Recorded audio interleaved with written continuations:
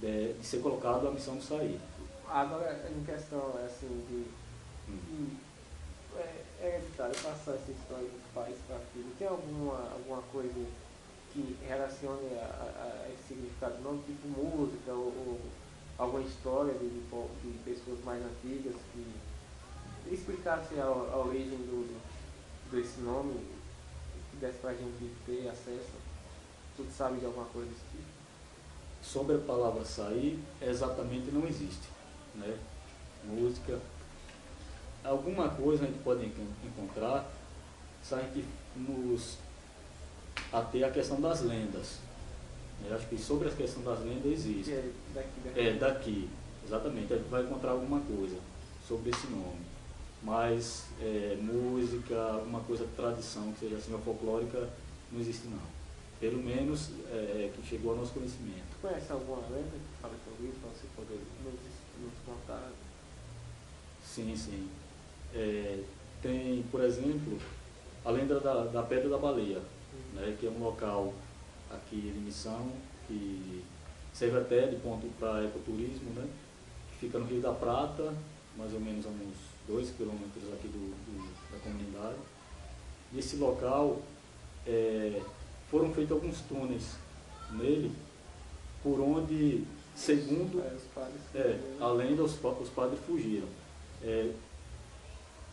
E segundo também a lenda, eles fugiram desse túnel, entrando no fundo do convento, onde eles viviam e exerciam a religião deles, e ia sair até a Pedra da Baleia, né?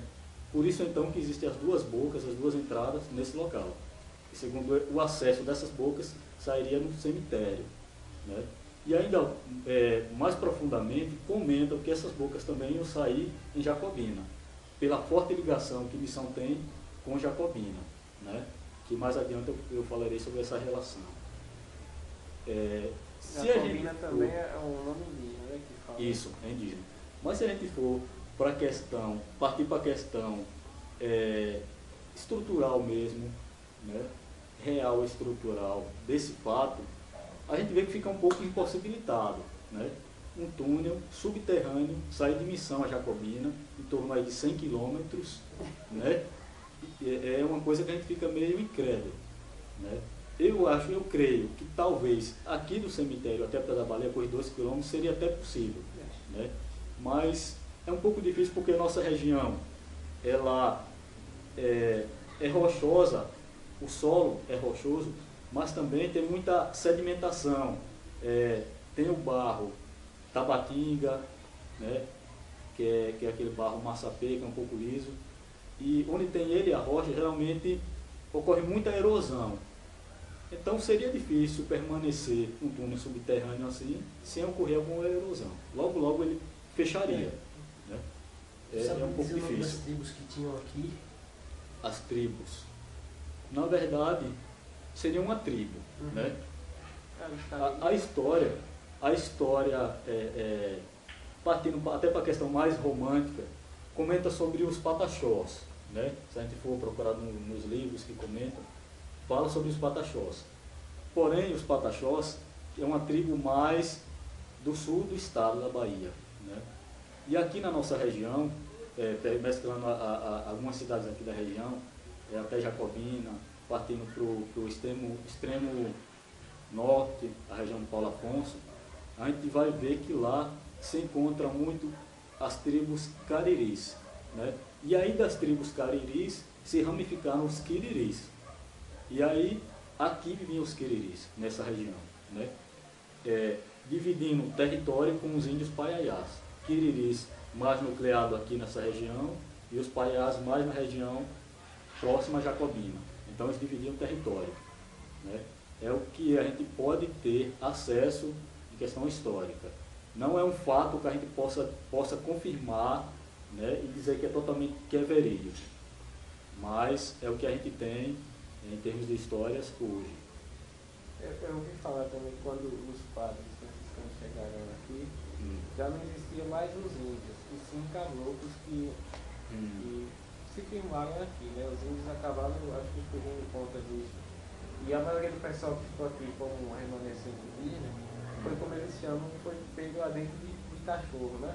Que é o que Sim. eles chamam aqui, que é quando pegaram para casar com as índias, no caso a força. Isso. Quando chegaram os religiosos para catequizar.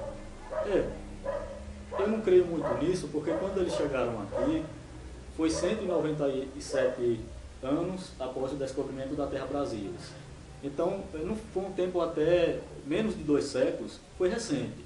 Então, eu creio que não teria sido tempo suficiente para acontecer um genocídio, alguma coisa assim, ou os índios se expandirem, saírem de suas áreas, né? Eu acho que quando eles chegaram aqui, encontraram-se indígenas, né? Talvez em pouca quantidade, que eles ainda fizeram catequização com esses índios, né? Fizeram, passaram a doutrina deles. Só que com o passar do tempo, foi ocorrendo de alguns índios falecerem por moléstias, até coisas contagiosas que eles traziam, os brancos traziam, né? E aí isso passava para eles, foram falecendo.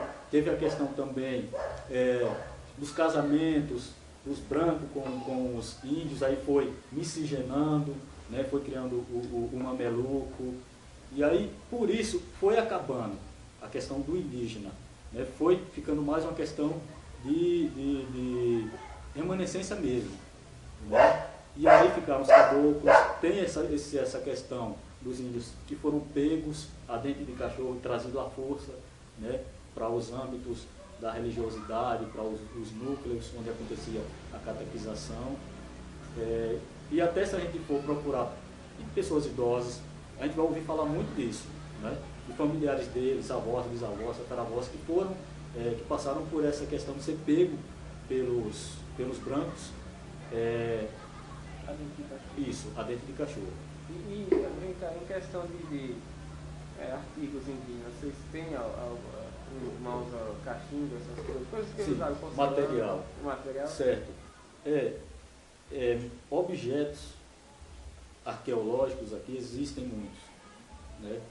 Porém, geralmente eles ficam no poder de pessoas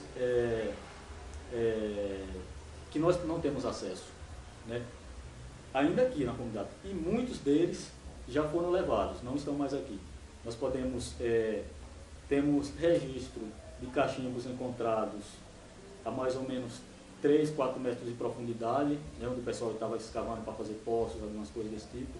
Encontraram cachimbos, eles são ornamentados e confeccionados em barro, né, alguns deles têm até detalhes de rostos que nos remetem ao rosto do europeu, ou seja, se a gente for remeter essa questão, a gente pode ver que eles, quando receberam o primeiro contato com os estrangeiros que chegaram aqui, eles assimilaram aquilo e transporam para o seu artesanato, né, para aquilo que eles produziam. Então foi um reflexo que eles puderam traduzir e passar de uma forma artística, aquela primeira visão, aquela alusão que eles tiveram dos chegantes do Brasil. E vem cá, tu conhece algum pessoal que tem poder desses objetos? Para a gente poder pedir permissão para fotografar e Sim. ter em mãos algumas imagens? Existe uma unidade, uma réplica de um desses cachimbos com o rosto que arremete ao europeu, em poder de uma senhora aqui da comunidade, né? Daqui ou... Da comunidade, sim, isso. Ela reside aqui na comunidade. Existem outros 2 cachimbos, já num outro formato, mas também do mesmo material, a mesma argila, em poder de uma outra pessoa, que é um jovem da comunidade também. Existem também fragmentos de panelas, né, de barro, que eles são diferentes do material de hoje, porque são totalmente feitos à mão, né? É um material que a gente percebe que ele foi manipulado de forma diferente, mais rústico, o material não foi queimado, né? Um material que foi produzido naturalmente, sem queima artificial. Existe também outras coisas como algumas pequenas bijuterias e bugigangas também da época, mas já bem fragmentados, bem estragados, e fotografias, né? Existem algumas fotografias em preto e branco, 100, 150 anos atrás, logo no início, quando foi criada a fotografia, que mostra alguma dessas, tanto os objetos arqueológicos, como também eles mostram alguns pontos naturais que são os sítios arqueológicos no Missão de Saída.